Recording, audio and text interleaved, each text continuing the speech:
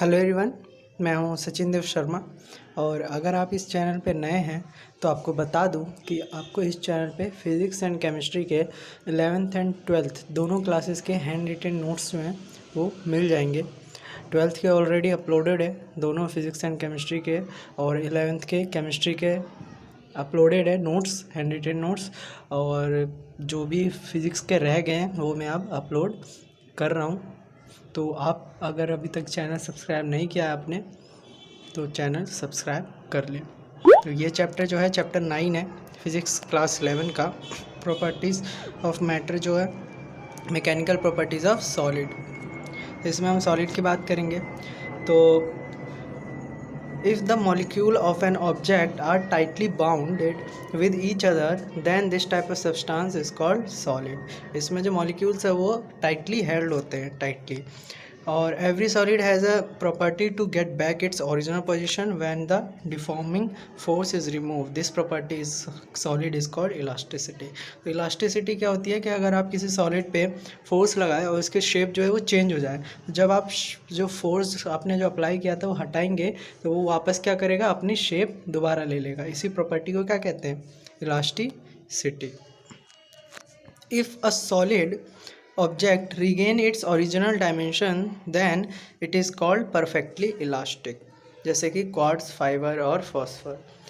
if a body regain its original dimension up to its large extent then it is called elastic body।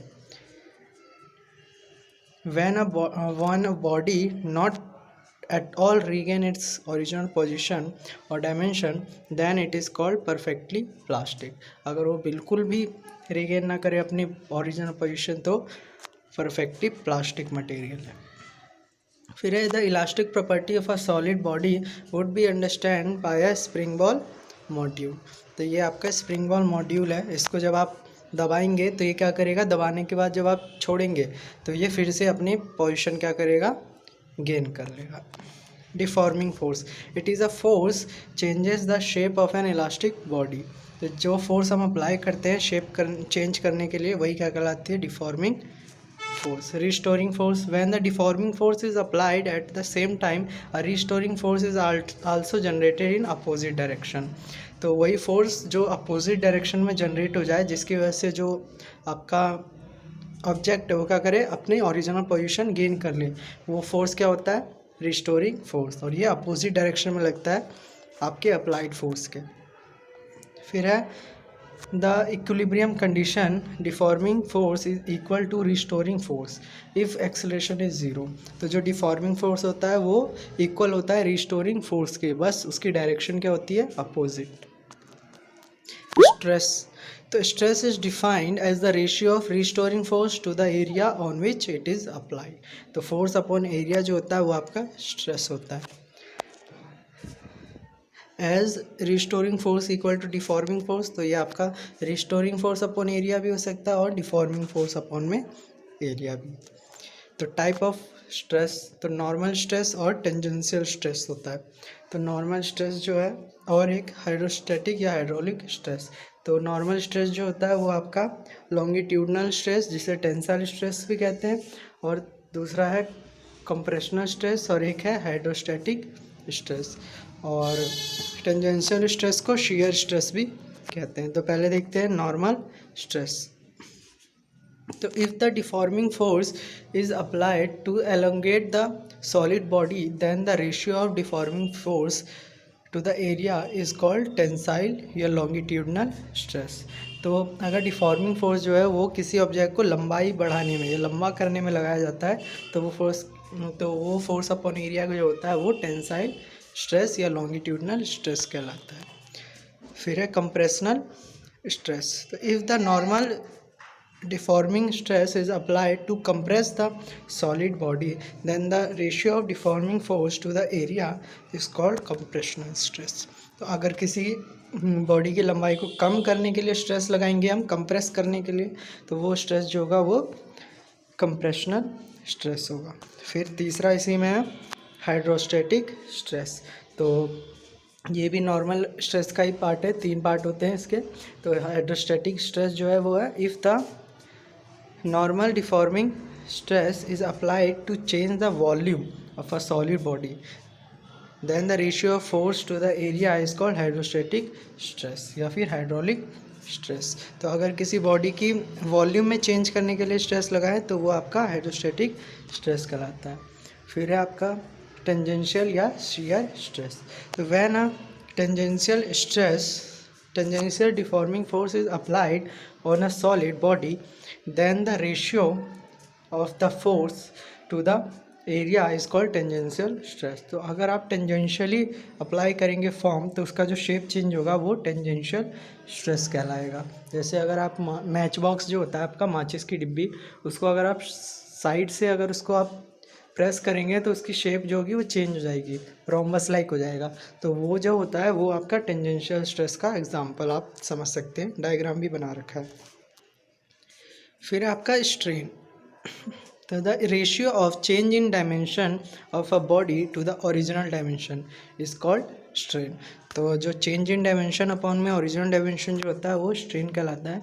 3 type के हैं, longitudinal, volumetric और share. तो पहले longitudinal देखते हैं। Longitudinal जो लेंथ में, लंबाई में चेंज आता है। तो डेल्टा एल बाई एल जो है वो आपका लॉन्गिट्यूडनल स्ट्रेन हो जाएगा। If the deforming force produces a change in length alone, the strain produced in the body is called longitudinal strain. तो जब लंबाई में चेंज आता है वो स्ट्रेन आपका लॉन्गिट्यूडनल स्ट्रेन कहलाता है। फिर है वॉल्यूमेट्रिक स्ट्रेन। तो वॉल्यूम में समझ ही जाएंगे आप, change in volume upon original volume, वो होता है आपका वॉल्यूमेट्रिक स्ट्रेन।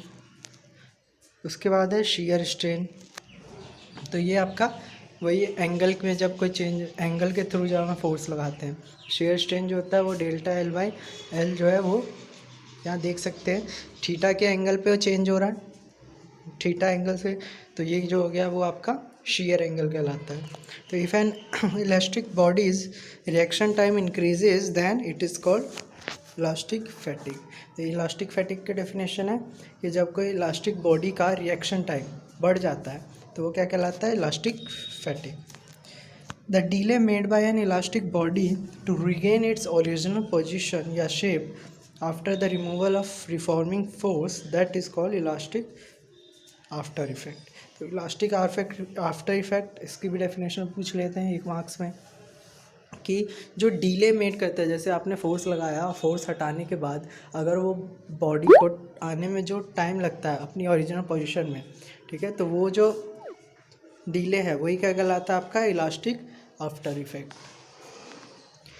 उसके बाद है आपका हुक्स लॉ।